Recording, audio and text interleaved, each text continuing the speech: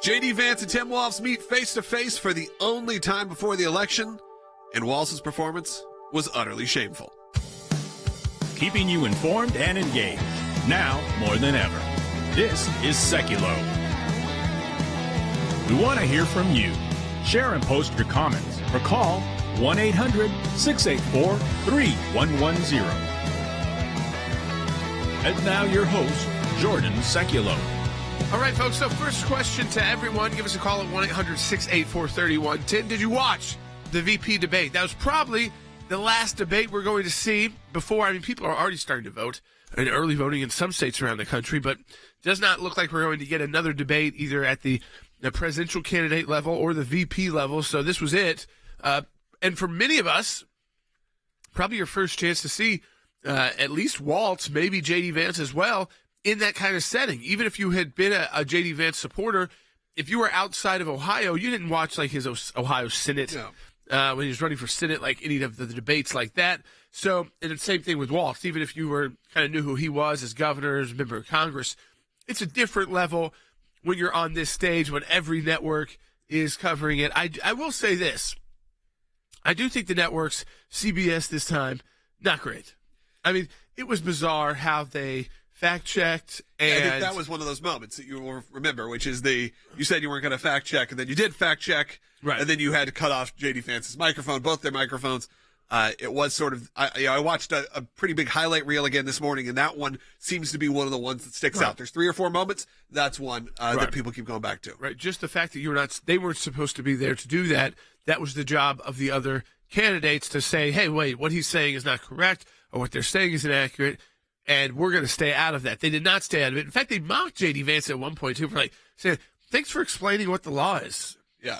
That's so bad for Americans to hear how a law works. I got a little upset with that one because it was like, he just wanted to get in there and say, listen, this is how people who are illegal immigrants can file this piece of paperwork, and all of a sudden it takes them from being an illegal immigrant to not an illegal immigrant. Right. I was actually unaware of how that works, and he essentially fact-checked himself, and I found that to be very interesting of how they were able to, what their terminology means, what the Democrat terminology means. So when you see that, I think, those moments ago, we can't allow this. It was probably the most civil of the debates we've had, maybe the last decade. The two of them spent most of the time not attacking each other. They spent even time when they were attacking the president or the presidential candidate, Vice President Harris or Trump. Right. They spent more time on that. They spent very little attacking each other. Look, if we have the numbers actually, Walz attacks Vance for about 1 minute and 20 seconds, and Vance attacked Walz for about 2.43. They both did almost exactly equal time, right at both about 40 minutes, 41 minutes for Walz, 39-36 for Vance. About the same amount of time. Yeah, so it felt one of the more cordial debates. They were shaking hands. They were talking to each other. They were apologizing. It did have moments of civility. I think people probably liked that more than they've liked other debates in recent history.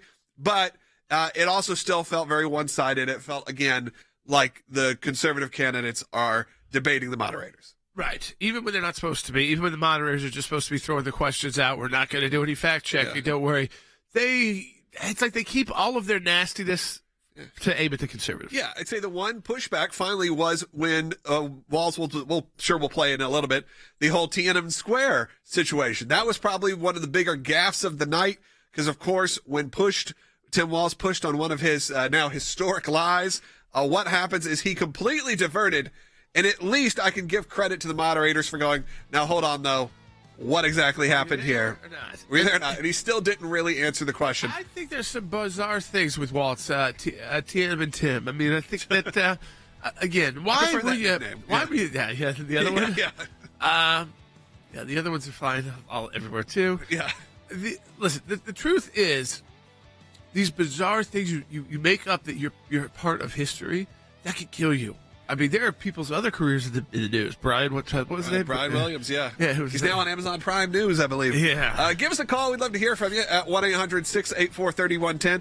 And obviously, we are deeply following what's going on in Israel. We're going to discuss that later on. Both Rick Grinnell and Mike Pompeo are joining us in the broadcast, so stay tuned for that. And stand with Israel as well by going to aclj.org/stand. A lot of you did yesterday. We appreciate it. Do it right now or scan that QR code on your screen. We'll talk about that more when we get back. Just 34 days to go until Election Day. Minnesota Governor Tim Walz and Ohio Senator J.D. Vance taking the stage at the sole vice presidential debate. In the first part of the debate, Governor Walz seemed nervous. He had trouble answering a question about whether or not he was in China during the Tiananmen Square uprising. My commitment, whether it be through teaching, which I was good at, or whether it was being a good soldier or was being a good member of Congress, those are the things that I think are the values that people care about. Governor, just to follow up on that, the question was, can you explain the discrepancy? All I said on this was I got there that summer and misspoke on this. So I will just, that's what I've said. So I was in Hong Kong and China during the democracy protests went in. And from that, I learned a lot of what needed to be in governance. Walz did seem unsteady. And frankly, what I saw in Walz is somebody who has not faced questions on a national stage since he became the Democratic nominee. In contrast, J.D. Vance was very smooth. He took the arguments not to Walz. He was very respectful of Walz, took it to Kamala Harris. We were talking in the green room a moment ago just about the moderators and the job CBS did. Watch this clip, if you missed last night, where they said they weren't going to fact check. Process. We have so much to get to, Senator. Those laws have been on the books since 1990. Thank you, gentlemen. The we want to have. app has not been on the books since 1990. It's something that Kamala Harris created, Margaret. Gentlemen, the audience can't hear you because your mics are cut. We have so much we want to get to. Thank you for explaining the legal process. We're not going to cut your mic. What a condescending comment. Right, at the end. It's just Thank you for explaining the laws to us. Their bias, their disdain for any Republican candidate is just on open display. And everybody can see that.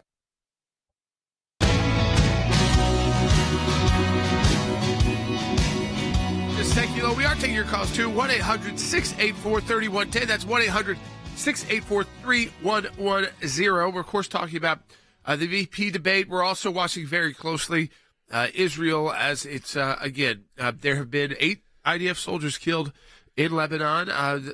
They are slowly moving into Lebanon, it seems, on foot, through tanks, that the air campaign is not going to be the end of that. And, of course, we'll watch that very closely as well. You've seen a lot of Hezbollah leaders be removed from the battlefield by the IDF before this on-the-ground conflict began.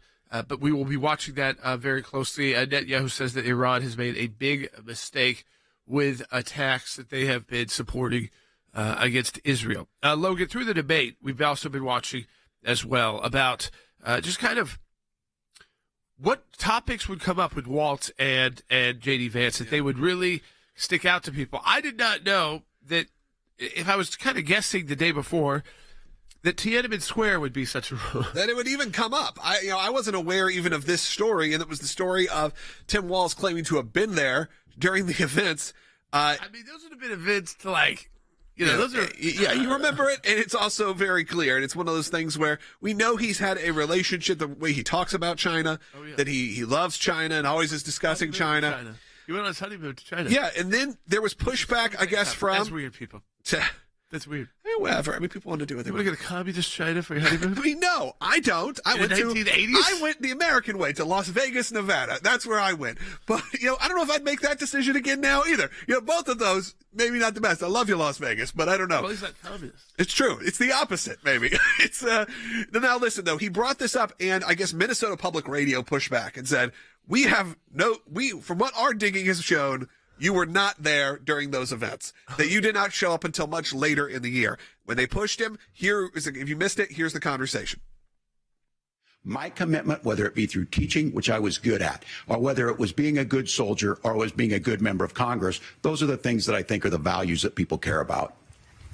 Governor, just to follow up on that, the question was, can you explain the discrepancy? All I said on this was I got there that summer and misspoke on this. So I will just, that's what I've said. So I was in Hong Kong and China during the democracy protests went in. And from that, I learned a lot of what needed to be in governance. I mean, kind of a Biden feeling moment. It really had that sort of. I don't even know where he was going with It that. had that sort of we beat Medicare feeling at the end of it. It did have that. We beat Medicare to death. Yeah, it did have that vibe. Unfortunately, he couldn't really have a good answer for that. And that was like the shortened version we played for you. The real version, especially the initial part, it was a long, drawn-out story about how he grew up in a town of 400 people and the values, and then eventually got itself around to that. Again, I appreciate the civility that came out of this. I appreciate some of the vulnerability. I think you had J.D. Vance coming out to be the most likable he's been in the entire run, because I think there was conversations of that. The point for Vance was to try to hammer home, or for Walz to Vance was to try to hammer home the whole Vance is weird. It's going to be weird. And I think it actually was the exact opposite. You had that moment where Tim Walz comes off as kind of, awkward, strange, has weird stories that don't add up. Right. And then you had J.D. coming off as a pretty likable, normal dude. Something that I don't think was expected. But, of course, very well-educated guy, has been in these kind of debates probably before, and I think the experience was shown. Yes, and I think Tim Walz thought, when you're on the left, you can make up a lot of these stories, and people don't fact-check you, except that when you get to this level of politics. Right. And they even the Democrats want to catch you lying. Even the Democrats want to catch you with a misstatement. And this bizarre statement that you're there for Tiananmen Square is just like I took fire with U.S. troops in Afghanistan, and Brian Williams paid the price for that. Yeah. Will Tim Walz pay the price for this? We don't know. At this point, I don't know if it's big enough to decide who people are going to vote for, because these are the VP candidates, and ultimately people usually vote for who's at the top of the ticket. Yeah, and at the end of the day, he did say, hey, I misspoke on that. That is, but when really pushed, he finally came out against it. Look, there was another gaffe later on in the show we'll talk about. But there are some good calls coming in. I think we should go ahead and take one. Let's go to Jeanette, who's calling online too. Jeanette in California, you're on the air. Hi. I just had a comment. I noticed last night that Governor Walz didn't really notice that he didn't know that he was on split screen, and he was nodding his head in agreement to just about everything. Well, Jeanette, I think that I think that was on purpose. I think it was, Jeanette, because actually, if you look at what they said, and you are right in this, maybe the big takeaway from this was Walz and with Vance saying, hey, we actually agree on a lot more than we disagree. When we disagree, I think the quote was somewhere like we're miles apart in terms of maybe the 2020 election, those kind of things. But when we agree, we actually can get some stuff done. There was some real human conversations there when it was, my son had witnessed or my daughter had witnessed a shooting. And then there was that conversation there where they actually had a moment of going, oh, that's so horrible. I can't believe that. And they had that kind of real, again, human moment. I just think, Jeanette, we're not used to seeing that anymore. Yeah. This is how the debates used to be. They were this, if you go back to a Romney, Obama, they were tough, but they weren't going to shake hands. You didn't get that vibe, that there was ever going to be this moment of destroy, of let's just call each other names for 2 hours. Gotcha. That is really a moment that's changed in the last decade. So you think it's Donald Trump? I think it was probably Donald Trump, and then the Democrats decided we have to play by those rules, and where they wouldn't have before. And I think you can see that in the original Republican debates in 2016.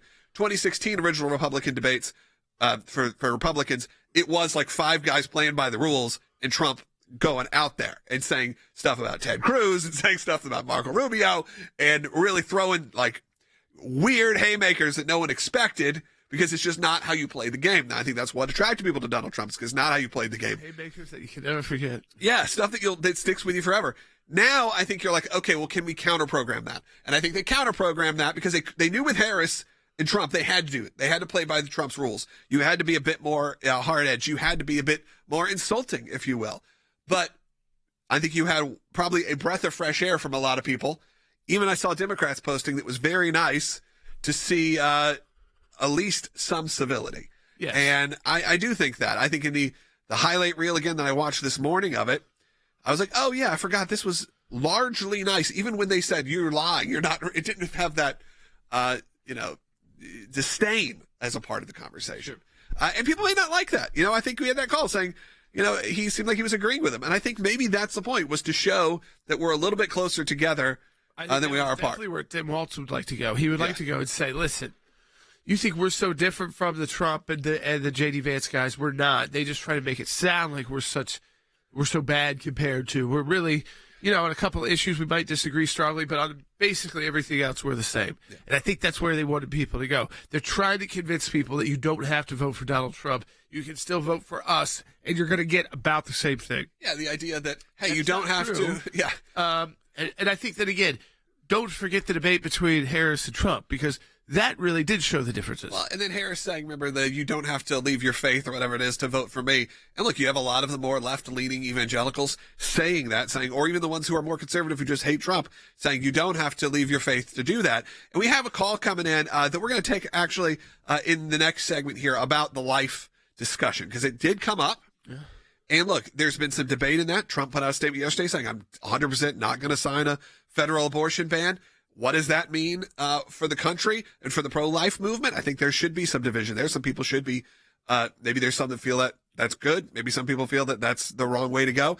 But I know there's some discussion about that. But there was a moment within this debate of where at least what should be non-controversial conversation on late-term abortion came up. We're going to talk about that in the next segment.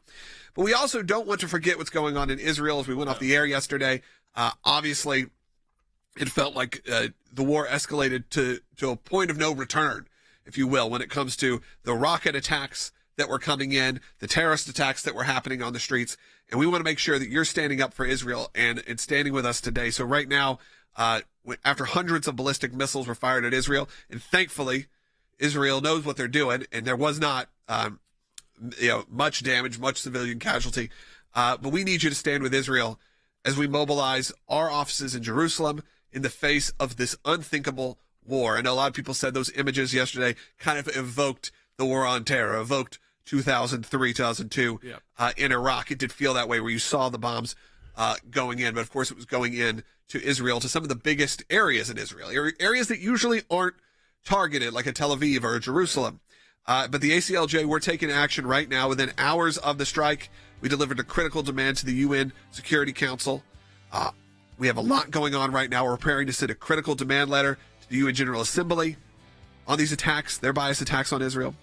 But these efforts require a lot of resources, and the attacks on Israel are growing from all sides, whether that is coming from a geopolitical standpoint or the actual attacks that are going on in the country. Yep. Yeah, we become a champion for Israel by making a monthly recurring donation right now. You go to aclj.org, aclj.org/stand. And that will stand with Israel. There's a time when Israel needs us to be standing with them. They've got multi-front wars now with Iran. Let's do it, folks. aclj.org/stand.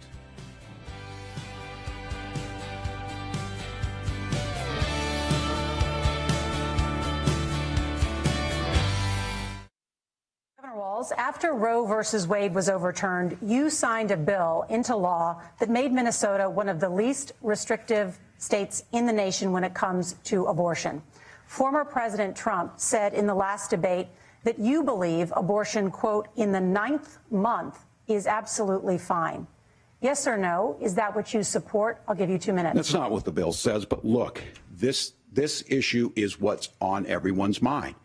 Donald Trump put this all into motion. As I read the Minnesota law that you signed into law, the statute that you signed into law, it says that a doctor who presides over an abortion where the baby survives, the doctor is under no obligation to provide life-saving care to a baby who survives a botched late-term abortion.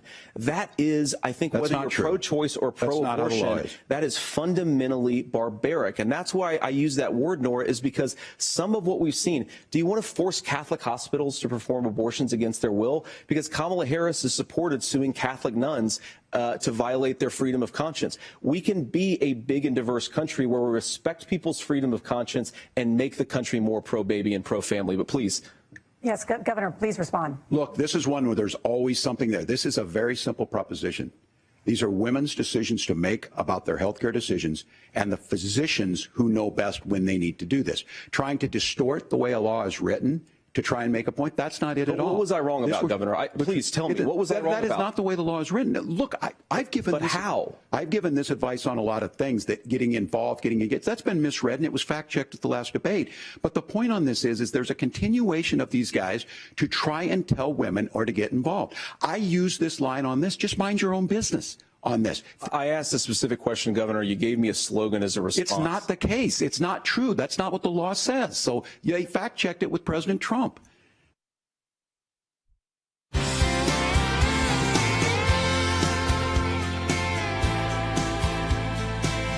right, welcome back to Sekulow. Abortion obviously took center stage. It's going to in every discussion that we have. I think, though, this was the last debate we're probably going to see. We know that the abortion issue is front and center with a lot of voters, especially in battleground states. They're putting up abortion ads all over the country. Logan, I was in Texas, and it was a lot of ads about Senator Cruz. Every ad against Senator Cruz was OBGYN. It was all abortion. Yeah, and I think you're seeing that on the news as well from both sides. I think that that's just universal. In states where there are big Republicans that they are trying to take down, I think they have a chance to take down. The issue that they're going with is abortion. We've got callers asking about the way Vance even let's take got that into call. the issue. Let's go to Ken, who's calling in California on line 1. Ken, welcome. Hi, my question is, what is his position on it? Because it wasn't clear from the state. Can you clarify what he said? I know it was a reference to the individual states having a say now that Roe v. Wade's been overturned. Mr. Trump brought that up, but what is Mr. Vance's position now about the abortion itself? I'll pull up JD's exact, opinions and thoughts on abortion specifically. But I do think, when you were talking, the caller said, did he shy away from it? Last night, actually, it came up multiple times, and I think in a pretty strong way. Some of it had to do with the Minnesota laws. Now, again, I feel like any rational person, even if you're pro-choice, should find that these late-term, post-birth abortion laws are absurd and are disgusting. But it's sadly where some of these states have landed.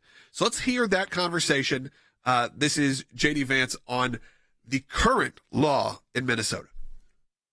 You're free to disagree with me on this and explain this to me, but as I read the Minnesota law that you signed into law, the statute that you signed into law, it says that a doctor who presides over an abortion where the baby survives, the doctor is under no obligation to provide life-saving care to a baby who survives a botched late-term abortion.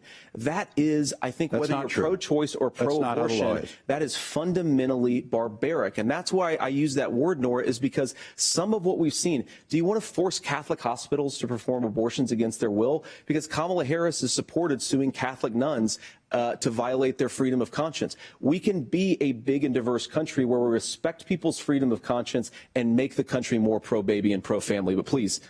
Yes, Governor, please respond. Look, this is one where there's always something there. This is a very simple proposition. These are women's decisions to make about their health care decisions, and the physicians who know best when they need to do this. Trying to distort the way a law is written to try and make a point, that's not it at all. What was I wrong about, Governor? Please tell me. What was I wrong about? That is not the way the law is written. Look, I've given But how? I've given this advice on a lot of things, that getting involved, getting engaged, that's been misread, and it was fact-checked at the last debate. But the point on this is there's a continuation of these guys to try and tell women or to get involved. I use this line on this, just mind your own business on this. We knew that was going to be the line, always mind your own business. That's the game trying to push that he's weird for wanting to talk about this, for it being a discussion point. Ken, but I hope that answered your question, which is I think he took a pretty strong stance on life. Actually, J.D. historically has been very pro-life, has been someone who has pushed maybe beyond President Trump's own standpoint. Now, what you do when you become the vice president, a lot of times, vice presidential candidate, you back your president's angle, their view, their point of view. So I would assume right now what you're saying, even when they disagree, you will probably have this, if Donald Trump says, hey, I'm not going to sign a federal abortion ban, you'll probably have similar rhetoric coming out of Vance. Right. Does that mean that's where he would have stood if he was the candidate, if he was the presidential candidate? Maybe not. But we know that that's sort of, again, how it works, is you bring someone along, your vice president typically is not going to go rogue in terms of the differences. You've got to be okay with where the candidate is willing to go on the issue, and are they willing to, how far they're willing to go when they see this as a huge issue that could stand in the way of them becoming president. Yeah. And I think there's so much mis and disinformation out there about abortion that other than our show, and maybe some on the left. I don't think anybody else talks about it, Logan. Yeah, I think it's a hard discussion to have. And look, we even have to. But we talk about it. We talk about it, but we have to be well aware that when we do, we know there's a certain group of people who are listening. Maybe you're listening with your kids in the car. You're not going to want to hear this conversation. You're not going to want to have that hard conversation with a kid, or you're not going to want to listen to it on your lunch break. Sometimes we know that's how it is, but you know what? It's too important of an issue to just ignore. And we are taking real proactive. I mean, you think about like the Roe versus Wade. You think about these cases that we're now in 2024, and it's still one of the top issues. Yeah, I think it will be always. Debates. I think it will always when be. Does the idea of when life begins and when we are taking another human life versus again these cells that they'll try to sell you on. It's not a human life, it's cells, and the science that keeps picking up with us keeps showing that we're right and they're wrong. Yeah, I mean, I think you have the last time when you had the person in Georgia saying, "Hey, I think that the fetal heartbeats, those are fake, those are manufactured." Stacey Abrams saying, that's just a noise that this machine makes. That's not real. Also an election denier. Those are the discussions that happen over and over again. We have a good call coming in from Cindy. If you want to call in, 1-800-684-3110, because she has maybe a different point of view on the sort of nice nature of this debate. Cindy, North Carolina, go ahead. Hey, I hope I'm not going to lose you through the mountains. Yeah, I'm from JD's hometown in Middletown, and I have 2 points. One, I think you should have knocked Tim Walz out. You should have fact-checked him more. I know they were trying to make JD seem nice and appeal probably to women, but Tim Walz was lying, and so he needed to correct him, especially on things like the immigration when he said it was 1,400. But on this issue of abortion, I think JD did a great job talking about why his view had changed, and he talked about because in Ohio, a very conservative state, they were not even able to pass a heartbeat bill. And I think JD's point, which maybe you have to be a little bit more aware of the situation to understand, was simply that a national abortion ban is not what the United States as a whole is ready for if in states like Ohio they can't even pass a heartbeat bill. Right. So I think his point was they're representatives. They are representative of our we are the we elect them to represent our views, not their view. And that's what JD was saying, which is my view is X. But even in Ohio, my own constituents didn't go where I wanted to go. And I think he did an excellent job, and he should have been harder. Yeah, listen, I think you can always look in hindsight and say, okay, could have punched harder here, could have punched harder there. But remember, you have a top of the ticket candidate who punches very hard and is very aggressive. I think they wanted to show that this is J.D. Vance, this is who is going to be alongside President Trump. And while he agrees with President Trump on the issues, he's going to bring it about, he's going to talk about him in a different way. And that means, Logan, that he can also explain it differently to the American people. Yeah, I think, like I said, I understand Cindy's point of view, not feeling like that it represented him well. But I think for a lot of people, it could have been a breath of fresh air to actually have those moments where it felt like you weren't just watching two people scream at each other. Right. I feel that way. I enjoyed hearing an actual debate, going back and forth, talking about their differences and issues. And sure, did it feel biased? Of course, it's always going to when you're talking about these networks and they have an agenda. And I understand. And look, J.D. Vance was smart enough to know that going in. I think Donald Trump's smart enough to know that going in. They probably take it a little differently, where Trump may hit a little harder. Vance may come away to be a little suaver, even in his response. He may be a little bit more used to a debate, used to these kind of conversations. So, look, we have another segment coming up. We actually have another half hour coming up is what I meant. If you don't get us on your local station, find us broadcasting live every day from 12 to 1 p.m. Eastern time. You can work your way back from there. We are on YouTube. We're on Rumble. We're on aclj.org live across the world. You can be a part of it. Just go to aclj.org. You can find us later on archived on the ACLJ or the Sekulow podcast on all your favorite podcast players as well. Again, of course, YouTube and Rumble. I did want to take a minute, if you are losing us here, to encourage you to stand with Israel and support the work of the ACLJ today. You know, we are about to be at Rosh Hashanah tonight. Jewish New Year begins, so be a part of that as well. It's a great time to stand up for Israel. Obviously about to be in the 1-year anniversary of the original attacks. Do it right now. These efforts need immense resources. We need your help. Scan the QR code. We'll be right back. Israel is under attack. And every day I see ordinary Israelis acting as champions. Not to win medals or glory, but literally fighting for their very right to live, to exist. Being a champion means choosing to do what's right, to do what's hard, no matter the cost. Here in Israel, it can be a dangerous stand to take, but it's essential if the Jewish state is going to survive. As an ACLJ member, you have an opportunity to be a champion too. You can make a difference. You can impact real change and defend life, liberty, religious freedom. While the media and the misinformed march in support of terrorists, even in America, you can stand strong for Israel. By becoming a monthly donor, you can become a champion of life, a champion of liberty, a champion of freedom, a champion for Israel. Become an ACLJ champion. Go to aclj.org champions now.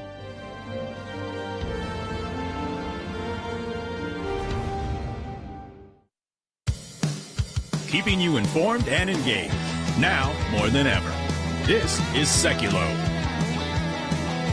And now your host, Jordan Sekulow. All right, welcome to Sekulow. We are taking phone calls to 1-800-684-3110. That's 1-800-684-3110. We have a lot to talk about. Like, a lot of people have called in, too. Yeah. So I think we can actually start taking more calls. I feel like more people called in for this than they did for the Trump debate, which is pretty interesting. A lot more people maybe tuned in because, like you said, this was maybe the first time they had seen Walz and they've seen I don't think Vance. they're as afraid of critiquing Walz as they are Trump. Yeah, and even Vance in the sense of they're looking at maybe this is the future of the party. Right. Because if Trump is to win, that's a one-term presidency, we know that, or one term, and then you have who's right behind him would be J.D. Vance. So what does that look like? And I think he showed himself very well last night, better than he has, I think, in this entire run. So I think he knocked it out of the park. Let's go ahead and take some calls about that, about the debate. We got a lot. Let's just go in order. Let's go to Clay, who's calling in North Carolina. And again, a lot of our calls are coming from North Carolina. We're still obviously continuing to pray for everyone in Western North Carolina and in Tennessee and all those affected by this hurricane, going to a benefit tonight for that. So Clay, you're on the air.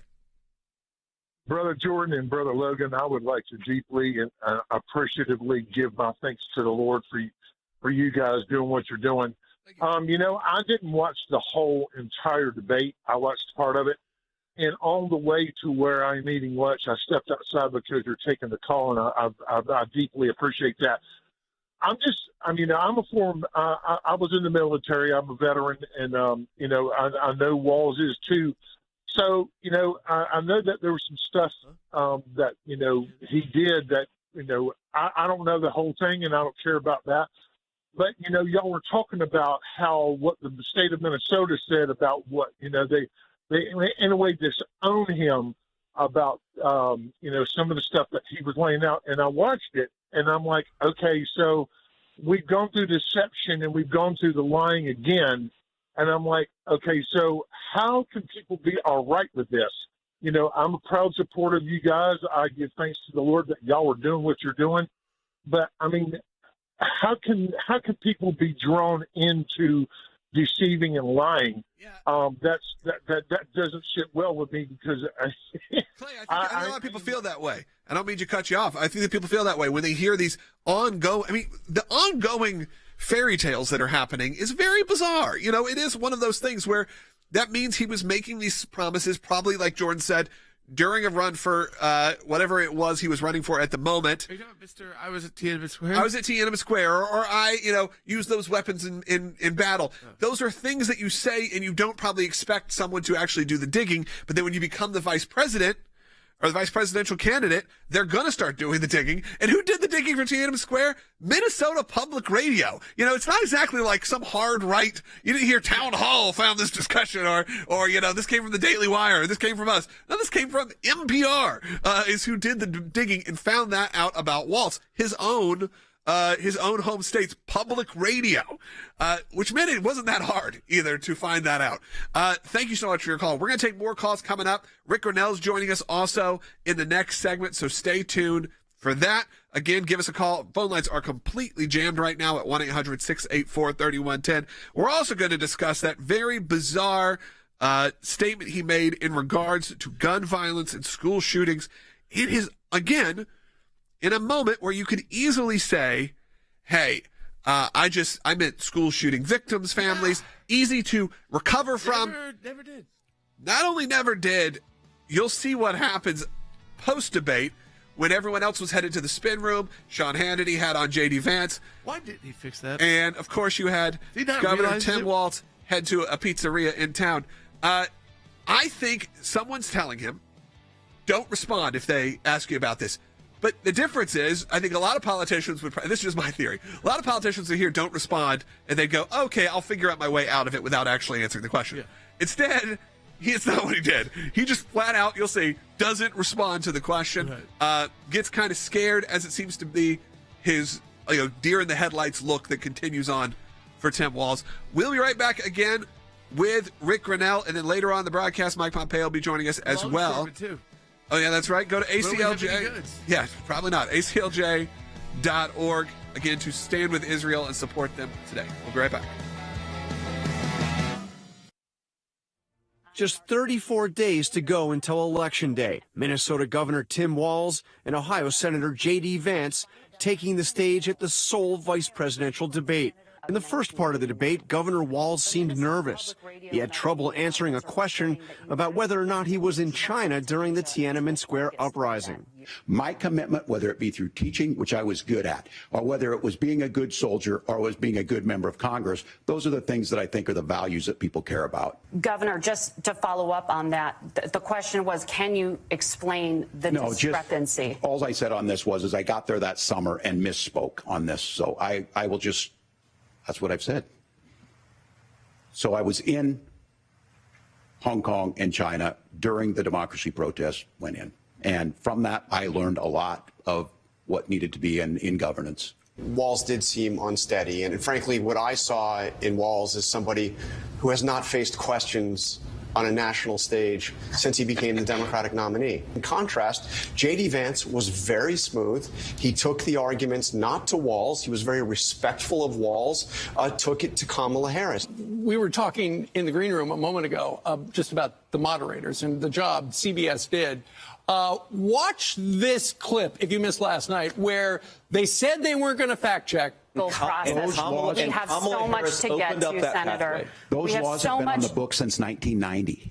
Thank you, gentlemen. The we want to have. app has not been on the books since 1990. It's something that Kamala Harris created, Margaret. Gentlemen, the audience can't hear you because your mics are cut. We have so much we want to get to. Thank you for explaining the legal process. We're not going to cut your mic. What a condescending comment. Right, at the end. It's just Thank you for shameless. explaining the laws to us. Their bias, their disdain for any Republican candidate is just on open display. Everybody can see that.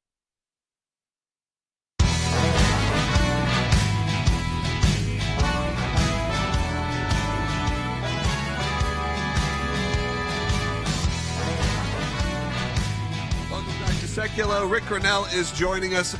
Rick, obviously we wanted to get your thoughts on not only what's going on in the Middle East right now, because it is just illuminated and become, maybe that point of no return that we're concerned about, but that's happening. But of course, political analysis. We want to get your thoughts on the debate last night. You had a maybe everyone, all the callers say even a shockingly cordial conversation debate between Governor Walz and J.D. Vance. But we do at least have to say it was pretty clear the differences. Yeah, look, I was struck this morning thinking, who is the shooter? Who is the school shooter that he knows? I mean, this is a simple question. Right now, I think, we've got the media who won't ask a simple question of who's the school shooter and which McDonald's did Kamala work at. I think these are really two simple things. If they're lying, then they need to just come clean and say, I'm sorry, that was, hyperbole, or it was a made-up story, or whatever it was. I feel like these are just simple questions that the media should be able to ask if we had a media. But, every single day we wake up, Kamala isn't doing interviews, Tim Walz isn't doing interviews, and clearly Tim Walz not doing interviews was a strategic blunder because he was so ill-prepared last night. He was doing these fake notes. I don't know if you saw that, but he would all of a sudden dart over to his little pad with his pen, and you clearly see that he didn't write anything down, but he pretended to write something down. And I think that he was very nervous because he hasn't been in front of the media. And when you haven't done media in the beginning, you're in your head and you can't quite articulate information. If you do it a while, if you do it and you get roughed up and you learn to think on your feet, and articulate your point rather than just answer their biased question, I think then you see the value, and we saw that from J.D. Vance. He was incredible and calm and focused and was able to articulate. But look, J.D. and President Trump are doing hostile interviews constantly. They're not afraid to do them. And, Kamala is doing Oprah. It's really pathetic. Yeah, you can feel the rust on them when they don't have the time. In professional wrestling terms, they call it ring rust, which is you've been out of the ring for a long time. When you get back in, you a lot of times need a little bit of time to recover, get back at it. But when you've never had that experience, when you've never been in front of those crowds, when you've never seen that, you've never had anyone push back, and even when you have people who are probably on your side, but they're still going to fact check you a little maybe, or maybe they're going to make sure you answer that question a little bit, just one or two, the deer in the headlights moment happened. Now, I wanted to play, for those who didn't know, maybe you didn't see it, I see some of the callers and some of the comments saying, yeah, I didn't even watch it. When he's talking about the school shooting moment, this was a odd, I guess you're going to call it a gaffe, but again, given an opportunity to fix it. So first I want you to see the moment in the debate, and then after that I'm going to give you a follow-up of when pushed on it later on. So first, here is that moment in the debate. Senator, thank you. Governor, you previously opposed an assault weapons ban, but it's only later in your political career did you change your position. Why? Yeah, I sat in that office with those Sandy Hook parents. I've become friends with school shooters. I've seen it. So, again, you'd think, okay, he said, I've become friends with school shooters. That's going to be a gaffe that everyone will remember forever because it's just probably the worst thing you could possibly say. Now, you would think, let's go in and clarify this. Clearly, he meant, I sat with Sandy Hook families. You'd hope at least. I sat with Sandy Hook families. I have become friends with the school shooting victims' families. That's what you're hoping he really meant by that, and it was just a gaffe. But then pushed on it. This was later on, post-debate, last night. He was in a pizzeria at a pastry shop, and he was asked about it. And here was the answer. What do you think your strongest moment was tonight? I think it was a good debate. The public got to see a contrast. And I think the ending sums it up. The democracy issues important. Governor, you said you become friends with school shooters during the debate. Can you clarify what you meant on that? Can you clarify what you meant when you said you'd be friends with school shooters? And totally doesn't respond. Basically, just turns a blind eye like they did. I mean, Rick, that could have been it. That moment could have been said, of course I didn't say, that's not what I meant to say. And that would have been it, but yet he wouldn't. Yeah. No, I think that we could be wrong here. I think that he could be friends with school shooters. I think that he has this incredible inability to see crime and punishment the way the rest of us do. And I think that there is a chance, he's now been given the opportunity to clarify. He chose not to, but I think that he realized when you say I've become friends with school shooters and I'm, sympathetic to them being bullied, or I don't know what he's thinking, but I do think that there's a chance that he is trying to say it's not the fault of individuals who find themselves in a mess, that it is the gun. I believe that he is focused on the problem is the gun, and someone who becomes mentally ill is going to lash out, and so therefore you've got to get rid of guns because it's inevitable that people are going to be troubled, kids are going to be troubled, and so therefore we should not have any access to guns. I actually believe that that's his line of thinking, and it's a terrible excuse to say because people have mental illness that somehow you've got to take away guns. I mean, you're going to take away cars? Are you going to take away knives? No, you combat mental illness, and that's the focus. Because, a gun just doesn't pick up itself and walk in. It has to be attached to a person. Everybody knows that. That's common sense. But I would like to know the answer, because it does seem to me that Tim Walz is saying that he is friends with school shooters, and he has dived into the politics of this when it comes to guns. He was talking about, getting rid of guns and blaming guns in the debate, so it makes sense to me. If that's the case, and the answer is truly, I've become friends with school shooters, and here's what it is, I think we need to demand answers for that one. That one is one that, Rick, if that's, and I don't discount your opinion. I think I hope you're wrong, but I think you're probably right. And if that's the case, was weird that he had that chance right at the pizzeria or whatever to fix it. Yeah, that was of course a misstatement. I was with the Sandy Hook families. That's what I was talking about. Right. Friends with school shooters. Obviously, that was just said. But he didn't. But he didn't. So there is that concern. That's what it is. Look, there's obviously the escalation also going on in the Middle East, and I wanted to get someone who's been very involved in foreign policy and everything. Rick, I wanted to get your point of view when you saw the war escalate so aggressively overnight, really since we were on the air. It started happening on the air yesterday when you started hearing reports of the rockets coming into Israel, the terrorist attacks on the street. The unrest seems to be bubbling, sadly, to what feels like a point of no return for this kind of war. Maybe it's something we haven't seen in a very long time. Well, I certainly hope it's not a point of no return. We've got to try. We've got to have diplomacy. We've got to have leaders. I will say this. I have a lot of friends who are Arab Americans and Muslims. I have a lot of friends who are evangelical, pro-Israel, or Jewish and care very deeply about the region. And everyone is united in two points. And it's remarkable to say this. As much as we think that there's this huge conflict, there are 2 points that everyone agree on. And one is Donald Trump brought Arab-Israeli peace. Both Arabs and Israelis and Christians want to see peace. And they recognize that someone like Donald Trump can bring in Bibi Netanyahu and Arab leaders and wrestle through the tough negotiations of doing peace.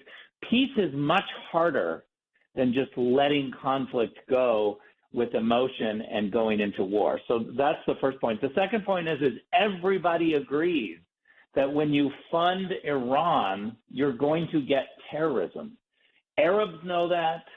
Jews know that. Evangelical Christians know that.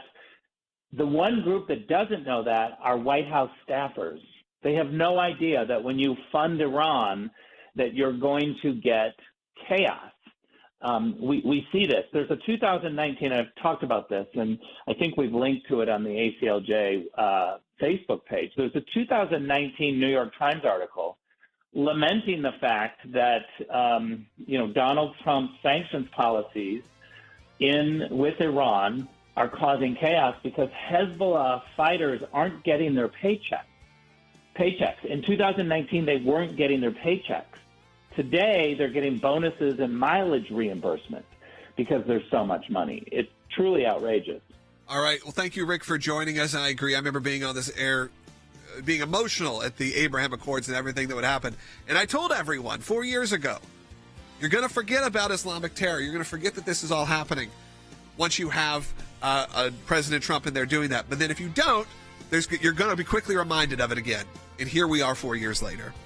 We're going to take your phone calls coming up in the next segment, and Mike Pompeo is joining us. So stay tuned. And again, support the work of the ACLJ. Stand up for Israel at aclj.org and support our offices in Jerusalem. We'll be right back.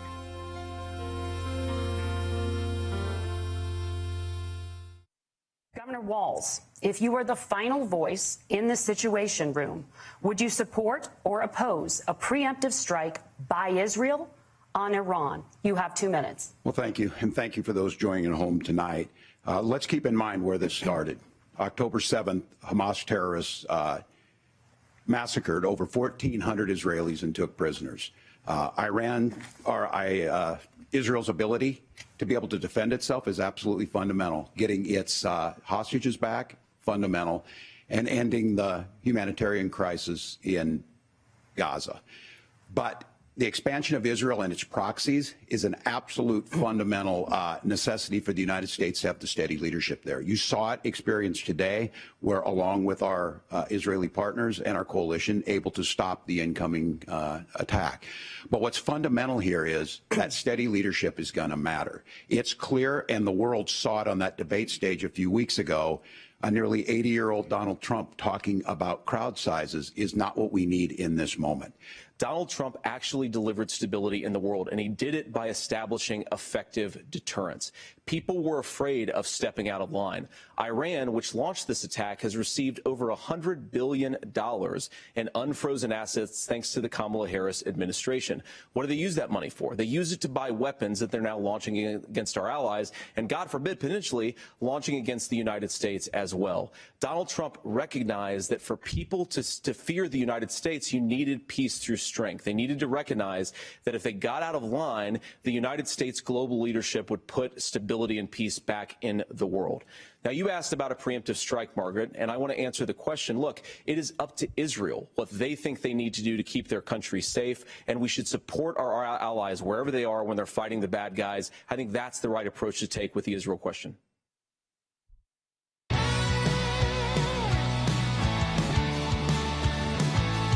Welcome back to Sekulow. We are joined now by Mike Pompeo. Secretary Pompeo, we're going to get your thoughts on the debate because the Middle East, though, was front and center last night during the debate, but we didn't really hear anything about the different wars going on, whether it's Russia or Afghanistan. It feels like the Democrats are running away from their own foreign policy in this moment. We've spent a lot of time talking about Israel, and we should, because Israel maybe had one of the most horrific moments in this entire conflict happen yesterday, obviously not compared to October 7th, but then later on, having all these rockets come in, having the terrorist attacks on the street, the unrest that we're feeling right now. But we can't forget of what the policies that have led us here have led to that. We had peace, relative peace, maybe the most peace we've ever had in the Middle East while you were serving in the administration, to the point where I talked about in the last segment that I got on the air, and I remember during the Abraham Accords being emotional on the air. And I said that I never thought I would see this in my lifetime. And here we were having, them celebrating Hanukkah in Dubai and having Israeli families being able to visit all of these countries and there not be this just continual sense of unrest. And then I said, when President Biden was elected, you all are forgetting, and look, I have to say, I wish it was a bigger topic, and thankfully this time it is. You're all forgetting about Islamic terror, and you're forgetting about it, but guess what? I know when I'm talking to you in 4 years, we are not going to be forgetting about it. And here we are, Secretary Pompeo. Here we are on the brink of maybe one of the biggest wars, what feels like in our lifetime in the Middle East. Exactly right. Here we are. Here we are with an American leader who is occupying the presidency today, but only nominally. Who the heck's making decisions while Vice President Harris is out on the campaign trail? It's a really dangerous 4 months, and you can see the net effect. You opened your question by speaking about the fact that last night's debate, as best I could tell, had no mention of Afghanistan and only a cursory discussion of anything more broad, including the Russian aggression in Ukraine. These are all symptomatic of failed American leadership. It's not political. It's just the bad guys feel free to move about the cabin when America abandons the global stage. And when American leaders refuse to defend the things that matter, when they don't put America first, you get this kind of risk. And the Middle East is now ablaze. Chinese Communist Party is certainly making waves. And we, of course, know that the effort of Vladimir Putin in Ukraine continues. And we had 13 dead Americans in the summer of 2021 in Afghanistan. Today, President Biden is saying he's taking phone calls from leaders. He's telling them don't, but don't isn't a foreign policy. It's not a strategy. It is a plaintive cry. And our friends don't trust us, and our adversaries don't remotely fear us. Yeah, that feels like the common thread that's happening right now. I think that there could not be a better way to put it. And you've seen, whether it is our adversaries or we've seen Israel's adversaries, really, like I said, not take it seriously that America will get engaged in a way that's sufficient. Now, we're not calling for troops on the ground in Israel, anything like that.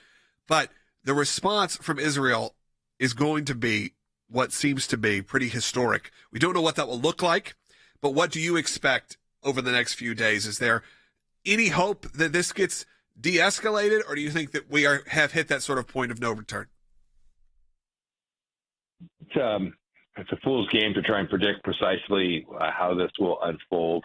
But we know this much, that the Israelis have clearly decided two things. One, they can't rely on the United States. They didn't tell us about these things they've done in advance. That's pretty darn unusual for them to not at least not seek permission, but notify us in advance, saying, here's what we intend to do.